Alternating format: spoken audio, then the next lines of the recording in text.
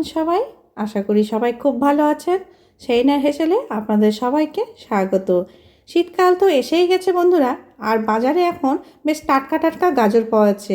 তাই দেখে আর লোভ সামলাতে পারলাম না, গাজর কিনেই আনলাম আর ভাবলাম গাজরের পায়েস বানিয়ে নিই। তাই গাজরের পায়েস বানানোর জন্য আমি এখানে 3টে গাজর নিয়েছি। গাজরটাকে এরকম গ্রেটার দিয়ে আমি বেশ মিহি করে কুড়ে নেব। 3টে গাজর আমার বেশ মিহি করে কোড়া হয়ে গেছে। এবার আমি প্রায় 700 মিলিলিটারের মতো দুধ ঘন করে নিয়েছি এখানটায় জাল দিয়ে। এবার একটু মানে হাফ কাপের মতো দুধ আমি তুলে রাখলাম, এটা পরে কাজে লাগবে।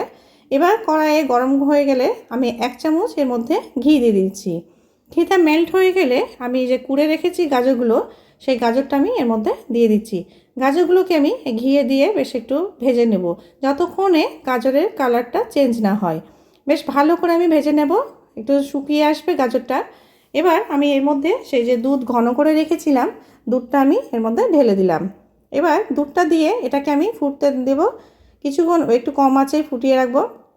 আস্তে আস্তে করে এটা ফুটতে থাকবে। এবার আমি এখানে 1 মুঠো মতো চাল নিয়ে নিয়েছি, গোবিন্দভোগ চাল, যেটা আমি ভিজিয়ে রেখেছিলাম 1 ঘন্টা।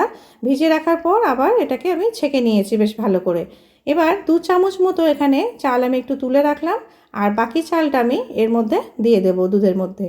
গাজরটা সিদ্ধ হতে সময় লাগবে না, আর চালটাও যেহেতু ভেজানো ছিল তাই চালটাও সিদ্ধ হতে খুব একটা সময় লাগবে না। চালটা দিয়ে আমি 15-20 মিনিট বেশ নেড়ে নেড়ে নাড়াচাড়া করতেই থাকবো। এটা সেদ্ধ হয়ে যাবে ভালোভাবে। এটা নাড়তেই থাকতে হবে, নাহলে তলায় ধরে যাবে। এবার আমি একটা মিক্সচারে কিছুটা কাজু বাদাম নিয়ে নিয়েছি, আর যে 2 চামচ চাল তুলে নিয়েছিলাম সেই চালটা দিয়ে দিলাম, আর একটু দুধ দিলাম। দিয়ে এবার আমি একটা পাতলা পেস্ট করে নিচ্ছি মিহি করে। এইরকম একটা পেস্ট করে আমি এটা রেখে দিচ্ছি। এবার আমি দেখে নেব চালগুলো আমার সেদ্ধ হয়েছে কিনা।